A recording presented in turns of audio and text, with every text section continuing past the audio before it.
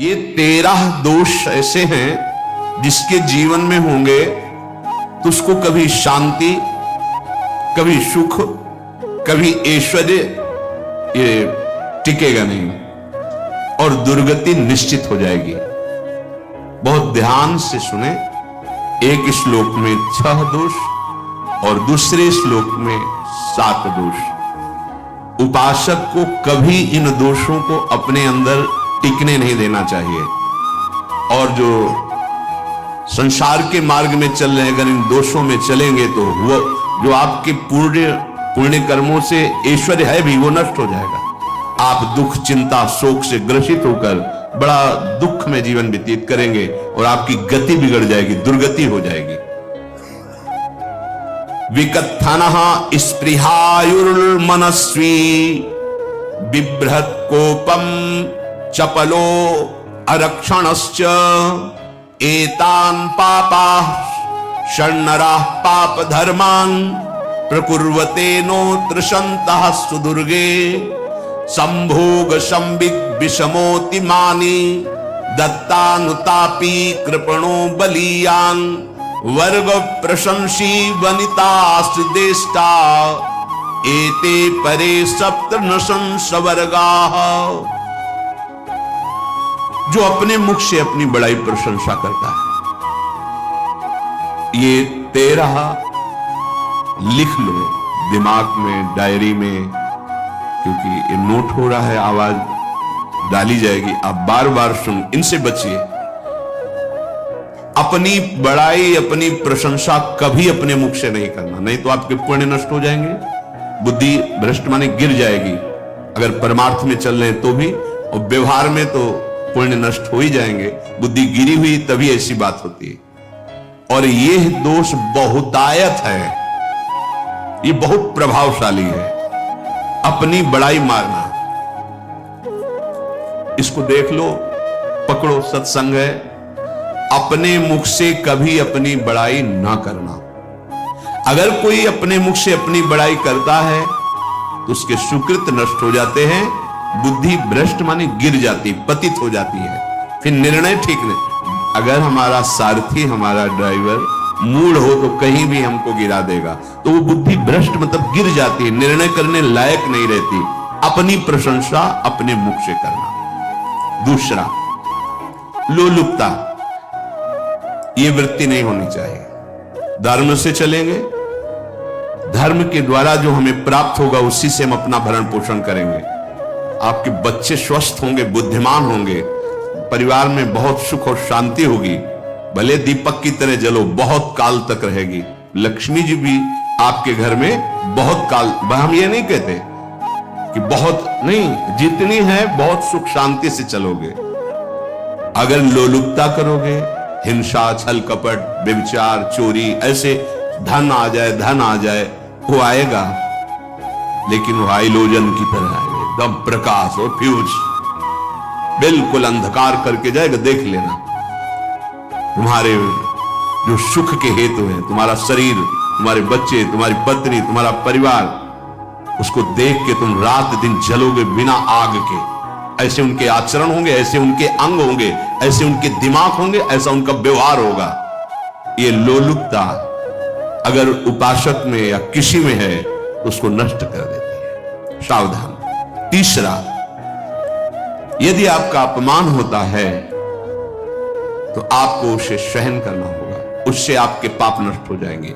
जो तनिक सा भी अपमान होने पर बहुत क्रोध करके दूसरे का अपकार करने लगता है, ये आपका पतन करा देगा, ये आपको फंसा देगा, हृदय जलेगा, अर्थव्यवस्था नष्ट होगी, पूरा परिवार दुखी होगा।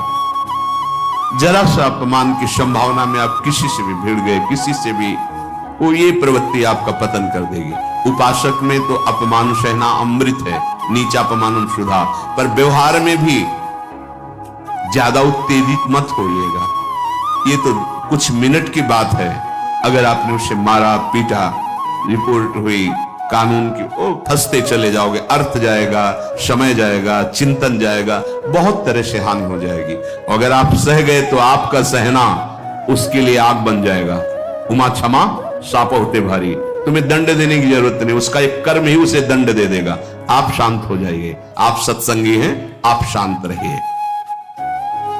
चौथा, निरंतर क्रोध और उसका चिंतन। बैठे बैठे बस द्वेषियों का चिंतन ही हो रहा है, अंदर क्रोध का चिंतन और द्वेषियों का चिंतन ही हो रहा है। द्वेष भरी बातें, द्वेष भरे क्रियाएं, उन्हीं का चिंतन करके जलते रहना क्रोध से। उपासक को तो क्रोध करना ही नहीं चाहिए, बहुत शांत। ठीक है, अभ्यास में कभी क्रोध हो सकता है, उसको भी समन करो, अंदर से प्रायश्चित, जैसा कि अब गलती हुई आगे नहीं करेंगे। और व्यवहार में भी क्रोध को आप पीना सीखें। अगर बार बार आपका क्रोध प्रकट होता ही रहेगा, आपका स्वभाव बिगड़ जाएगा, आपके पुण्य नष्ट हो जाएंगे और आपका जीवन नष्ट हो जाएगा। देने वाला उतना दे देगा आपको, आनंदित रहो। पैसा खर्चा, सब पूरे जीवन का विध्वंस मचा दिया क्रोध ने। कहीं भी आप देखो, किसी से क्रोध करके देखो, फिर देखो तुम्हारा भजन चल रहा है, तुम्हारी वो आनंद वृत्ति है नहीं, जलोगे और वो जलन और गुस्सा दिलाएगी और वो बैठे बैठे जलो नहीं। ये क्रोध जो है, ये चाहे व्यवहार में हो चाहे परमार्थ में, दोनों की हानि करने वाला है। और आश्रित जनों की रक्षा ना करना। अगर कोई भाग कर आपके पास आ गया है, कोई पशु पक्षी या कोई मनुष्य, आपको चाहिए कि अब चाहे हमारे पहले प्राण जाए, उसकी रक्षा करें। सीवी जैसे तो कोई बिरले ही होते हैं, पर इतना जरूर ध्यान दें, जैसे कोई पशु पक्षी किसी भय से आपकी सीमा के अंतर्गत आ गया है, अब उसकी रक्षा करनी है आपको। अगर आप स्वयं मार देते हैं या मरवा देते हैं, या आपके सुकृत नष्ट कर देगा, या आपकी दुर्गति का कारण बन जाएगा। और जो पाप कर्म उत्साहित होकर करते हैं, उपासक को तो बहुत सावधान रहना चाहिए, पर व्यवहार में भी जो नहीं करना चाहिए, अगर वो पाप कर्म आपके द्वारा मन में प्रेरित हो रहे हैं, संकल्प बन रहा है, क्रियाएं हो रही, दुर्गति पक्की, पुण्य नष्ट हो जाएंगे, दुख अशांति बढ़ती चली जाएगी, कभी शांति नहीं प्राप्त कर पाएंगे। ऐसा नहीं कि जो मन में आवे सो करे। पापाचरण निडर और उत्साहित होकर करना, अगर ऐसे लक्षण है, निश्चित दुर्गति होती है। ये 6, अपनी बहुत बड़ाई करने वाला अपने मुख से, लोलुपता, तनिक से अपमान में सहन ना करने वाला, निरंतर क्रोधी और आश्रित जनों की रक्षा न करने वाला, और निडर हर्षित होकर पाप कर्म करने वाला। दूसरे श्लोक में 7 है, 6 7। 1, संभोग का ही चिंतन करना, संभोग में ही मन लगाना, संभोग दूसरी स्त्रियों के साथ करने की भावना रखना। संभोग, पहला है संभोग। रात दिन बैठे बैठे बस यही चिंतन करना, गंदी बातों का, गंदी बातें देखना, गंदी बातें सुनना, गंदी बातों का चिंतन करना। फिर अन्य माताओं बहनों के प्रति काम दृष्टि से देखना, कोई आ जा रही है, दृष्टि से काम भाव से देखना, भोग बुद्धि से देखना, निश्चित पुण्यनाश, दुर्गति। बड़े बड़े उदाहरण इतिहास में हैं, जिन्होंने ऐसा दृश्य नेत्रों से देखने की चेष्टा की, मन में संकल्प किया, भोगने का, नष्ट हो गए, चाहे वो कितने बड़े प्रतापी हो। ये दुर्योधन कोई साधारण थोड़ी है, भगवान व्यास देव जी के द्वारा ही तो, भगवान व्यास देव जी ही इसकी उत्पत्ति का कारण है। आप देखो, इतने महान पुलस्त जी ही उत्पत्ति का कारण है रावण की। बस ये ऐसे दोष हैं जिनके कारण जीव नष्ट हो जाता है। ठीक है, धर्मयुक्त काम भगवान ने आदेश किया है, आपका पाणी ग्रहण संस्कार हो गया है, संतानोत्पत्ति की भावना से कुछ पवित्र तिथियों का त्याग करते हुए चर्चा में हुई है। एक नियम है, एक आदेश है शास्त्र का।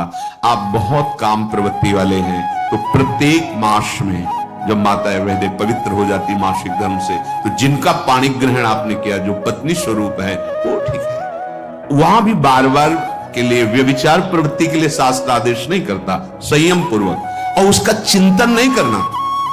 पाणी ग्रहण संस्कार है, घर में विराजमान है, एक संयम, एक नियम के अनुसार उसका चिंतन तो फिर भ्रष्ट कर देगा। चिंतन प्रभु का करना है, चिंतन प्रभु की सेवा जो आपके कर्तव्य, इसके चिंतन से बचो।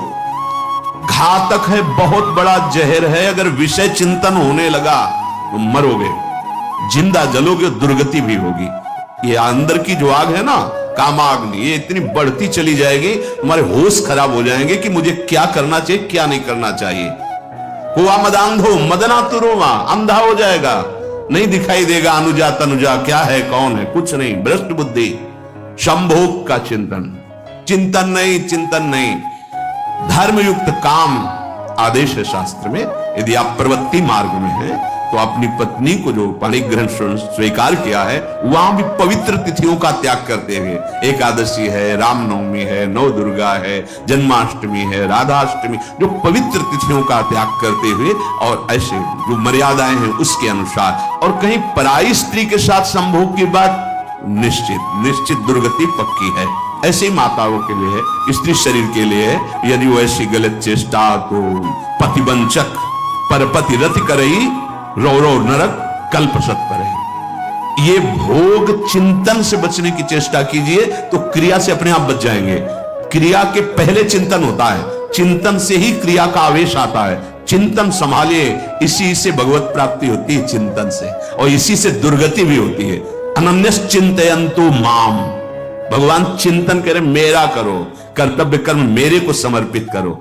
अब जब चिंतन संभोग का होगा तो बुद्धि भ्रष्ट हो जाएगी। ये जो राक्षसी प्रवृत्तियां सुनने को मिलती है ना कि ऐसा हुआ ऐसा हुआ, वो देखा सुना और चिंतन किए, अब इतनी राक्षसी वृत्ति आ गई कि बस अब उनमें और राक्षसों में कोई अंतर नहीं रह गया। दूसरा, विषमता रखने वाला, सबके साथ बर्ताव ऐसा कि मैं बहुत श्रेष्ठ हूं और दूसरे सब नहीं है। सब व्यवहार सब भगवत स्वरूप है, समान व्यवहार।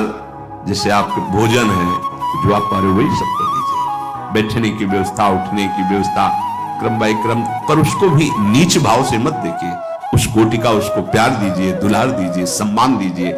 इतनी विषमता न फैलाते रहे अपने जीवन में कि आप सबके निंदा के पात्र बन जाए। विषमता नहीं, सबको प्यार।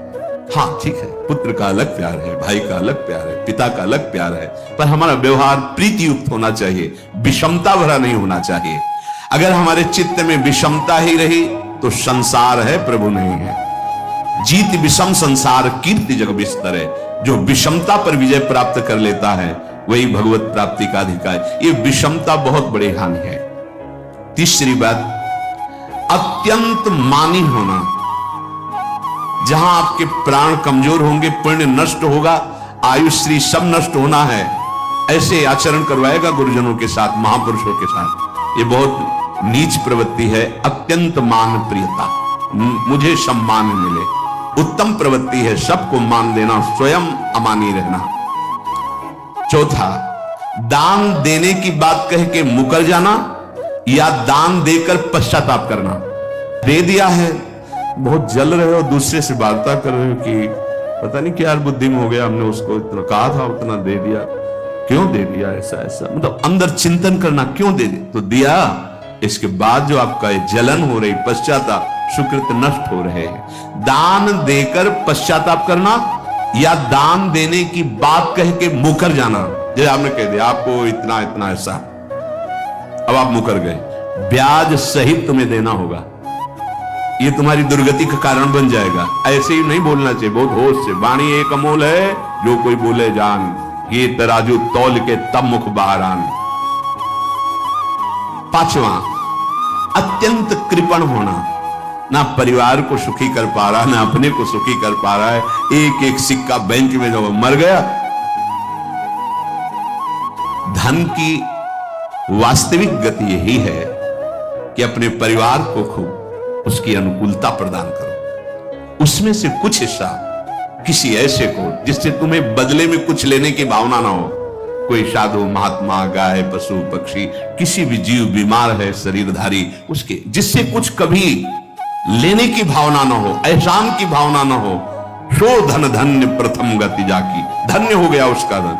अब वो कृपण का धन किसी काम में ना सुख, ना परिवार के सुख, ना धर्म कार्यों में, व्यर्थ जीवन चला गया। उसी धन का चिंतन करना, उसी का संग्रह करना और उसी की रक्षा करते करते शरीर छोड़ देना, तो चिंतन बिगड़ गया।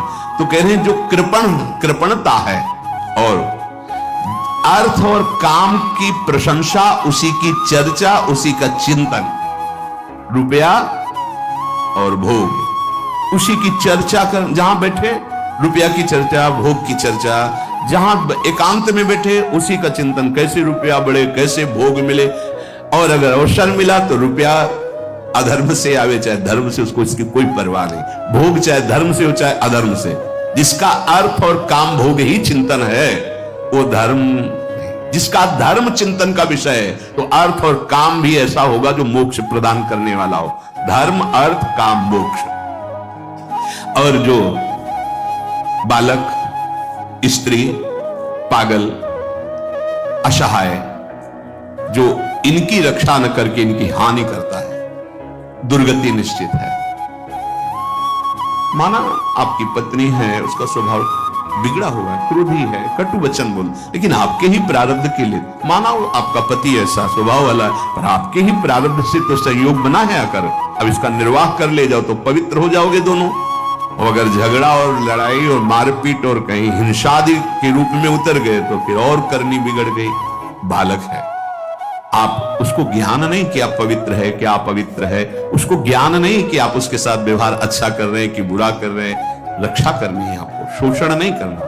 कह रहे स्त्री, बालक और पागल, जैसे विक्षिप्त है, पागल है, आपको रक्षा करनी है। बन जाए तो उसको भोजन, ऐसा नहीं कि ईट मारो, उसको अपमानित करो, उसकी बुद्धि खराब है, प्रारब्धवशात खराब हो गई है, तो शास्त्र आज्ञा करता है स्त्री, बालक, जैसे पागल, विक्षिप्त आदि है, असहाय है, असमर्थ है, बूढ़ा है, वो आप सेवा भी करो तो गाली दे सकते हैं, उनकी बुद्धि बिगड़ गई, आपको उनको दंड नहीं देना, मारना नहीं है आपको। मान लो आपके बड़े बूढ़े बुजुर्ग जन हैं, आप सेवा भी कर रहे हो तो आपको कटु वचन बोल सकते हैं, आपकी निंदा कर सकते हैं, लेकिन आपको उनके साथ व्यवहार सद करना है। अगर आपने इन दोषों को स्वीकार किया तो निश्चित आपकी दुर्गति होगी, ना इस लोक में आपको शांति मिलेगी ना परलोक में। इसलिए इन दोषों को बार बार सुन करके और हृदय में जांचो कि कहीं है तो नहीं, अगर है तो सत्संग, भजन बल, भगवत प्रार्थना के बल से इन दोषों का त्याग कर दो, जीवन मंगलमय हो जाएगा। शेष चर्चा आगे। श्री राधा वल्लभ लाल।